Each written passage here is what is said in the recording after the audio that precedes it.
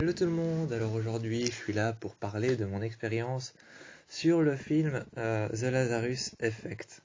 Un film que j'ai découvert très tôt quand j'étais jeune, lors je crois de mon premier film d'horreur, mon tout premier film d'horreur qui a été L'Exorciste. C'est un film que j'ai découvert assez tôt lors de mes découvertes sur les films d'horreur, car je n'ai pas tout de suite aimé les films d'horreur, il y a bien eu un commencement quelque part. Et donc, ça a été l'un de mes premiers, l'une de mes premières œuvres cinématographique que j'ai adhéré et que j'ai aimé. Donc ça a été l'un de mes premiers films d'horreur, quoi. J'aurais pu le faire assez court, mais bon. J'aurais pu la faire plus courte, mais bon, ça a été l'une de mes premières œuvres cinématographiques préférées sous le genre de l'horreur. Bon, bref, Lazarus Effect, ou The Lazarus Effect, raconte l'histoire, donc, d'une équipe de chercheurs qui est tout simplement en train de trouver un moyen de ressusciter les morts pour pouvoir donner une chance à la médecine de trouver beaucoup plus euh, de traitements et d'avoir beaucoup plus de temps avec les gens qui sont malades. Donc, je précise, hein, ressusciter les morts, hein, pas faire disparaître les maladies. Donc, c'est vraiment ressusciter les morts, même si ce mort était malade. Donc c'est juste pour donner du temps à la médecine pour qu'ils trouvent vraiment plus de traitements par rapport aux maladies.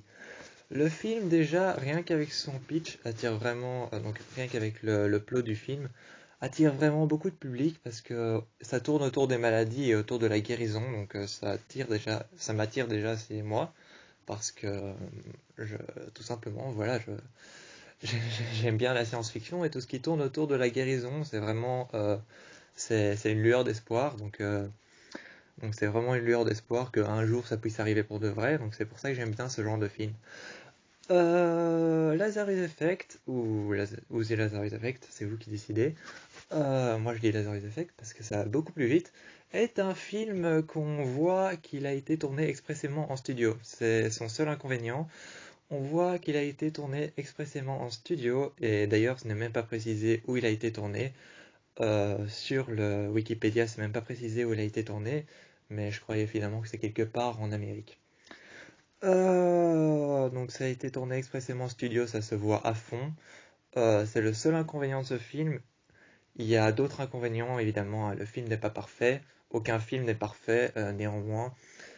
Ce qui est dommage. Non, bon, bref. Allez, plus sérieusement, donc dans le film, on retrouve Mark Duplass, Olivia Wilde, Donald Glover. On retrouve aussi Evan Peters de American Horror Story. On retrouve Sarah Bogler du film Emily, qui est un très chouette film. Je ferai peut-être une vidéo dessus. Donc ça, c'est néanmoins les acteurs qui y a dans le film, les acteurs principaux. Par rapport à ce film-ci, donc qui propose, je vous l'ai dit, un traitement médical par rapport à l'évolution de la maladie, enfin l'évolution du traitement de la maladie. Le film est génial et propose un genre horrifique assez basé sur le côté terreur nocturne. Donc néanmoins le fait que ce soit basé sur la maladie et l'évolution, ainsi que la réincarnation, le truc prête aussi à trouver sa source d'inspiration horrifique du côté des, des peurs pendant la nuit. Donc le truc trouve aussi un côté à montrer les peurs pendant la nuit ou montrer tout simplement la peur de la nuit, la peur de dormir. Donc vraiment la peur de dormir et ce qu'on appelle les terreurs nocturnes. Donc le film tourne tout autour de cette expérience qui va se produire une seule fois dans le film et qui va se produire une seconde fois en clandestin.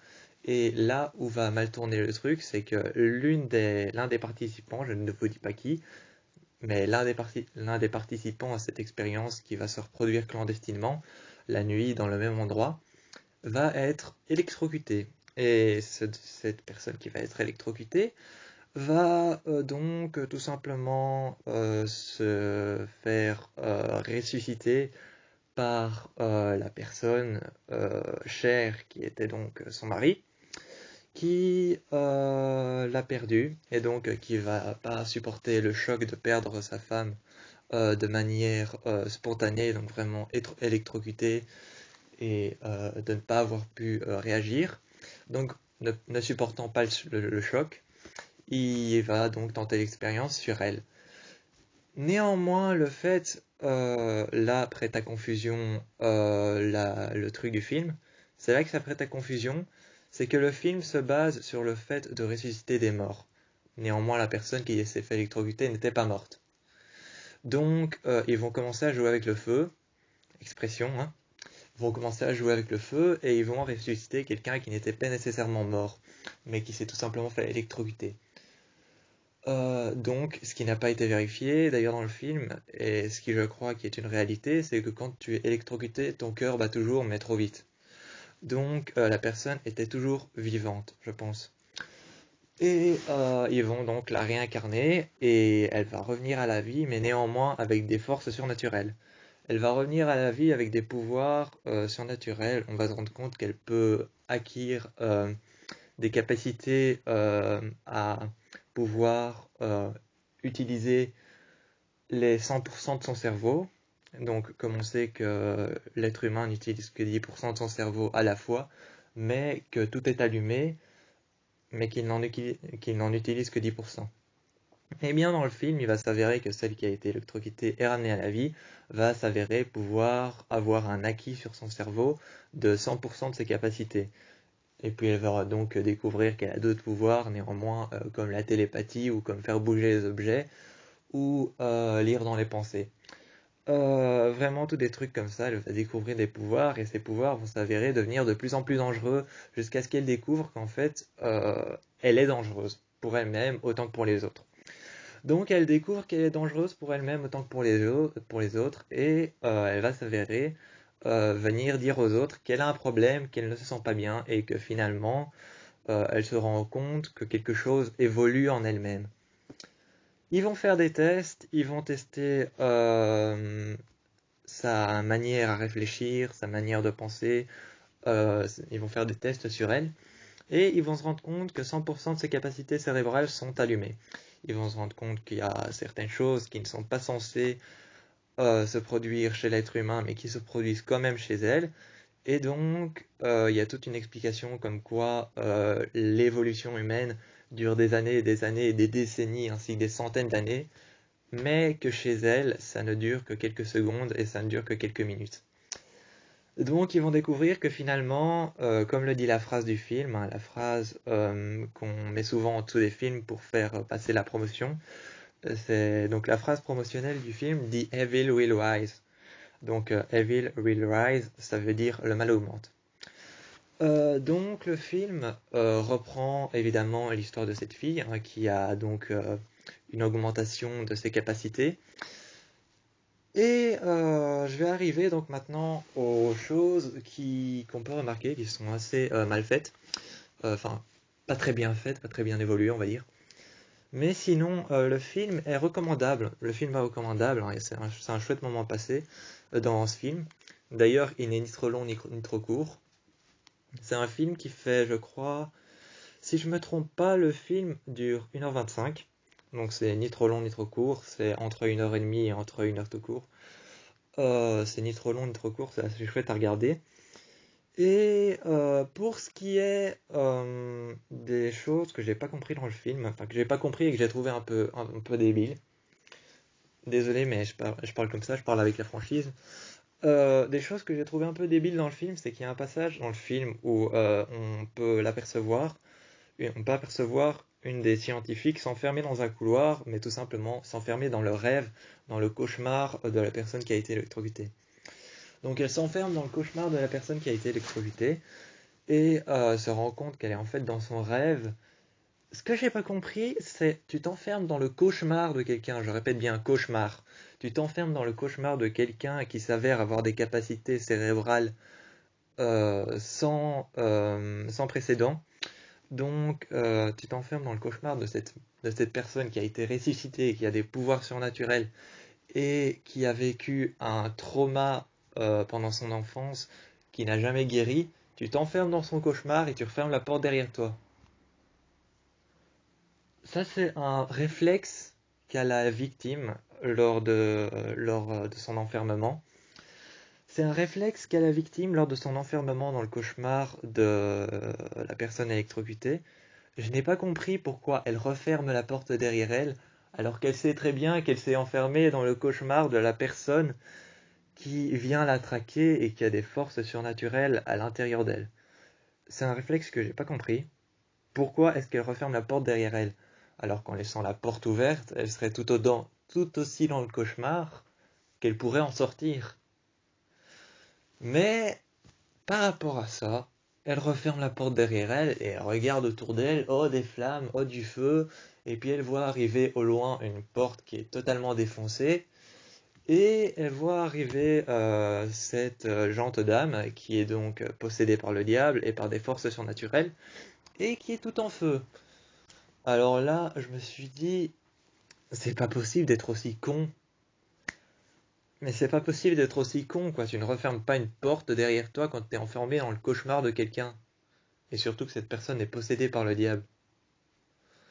C'est un réflexe que j'ai pas compris. Je suis désolé, j'ai pas compris ce réflexe.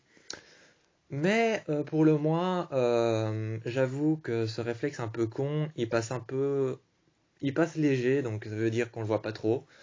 Il passe léger parce que quand même les effets qui sont dans le film, donc les flammes, le feu, la manière de gérer le cauchemar et la manière de gérer le trauma est très bien fait, donc faut avouer que ce réflexe un peu con passe de manière euh, assez tangible en fait quand on y pense. Ce réflexe un peu con devient assez tangible par la suite parce qu'en fait tout ce qui est géré de manière très constructive rend le fait que ce réflexe n'est pas calculé en fait, tout simplement. Tu te dis la victime a eu peur, elle a refermé la porte derrière elle, mais elle n'a pas capté qu'elle était dans le cauchemar. Donc tout simplement, ça passe de manière tangible. Et faut avouer que les flammes dans ce film, généralement, je vais vous dire quelque chose par rapport aux films où on utilise des flammes, où on utilise le feu. Les films où on utilise le feu, il faut savoir que le feu dans les films d'horreur sont créés à partir de morceaux de papier et de morceaux de plastique qui sont vraiment très légers et qu'on met en dessous d'un ventilateur qui va faire en sorte que que ces morceaux de plastique jaunes et rouges ont un mouvement comme des flammes. Et à l'intérieur, on va mettre une lumière jaune qui va faire en sorte que ça éclaire vraiment ce mouvement, qui fait en sorte que ça devienne des flammes. Je sais pas comment ils ont fait dans ce film, mais soit ils ont utilisé cette technique et ils l'ont modifiée avec un appareil électronique comme un ordinateur, soit ils ont utilisé des vraies flammes. Mais le mouvement de feu utilisé dans ce film est juste super bien fait.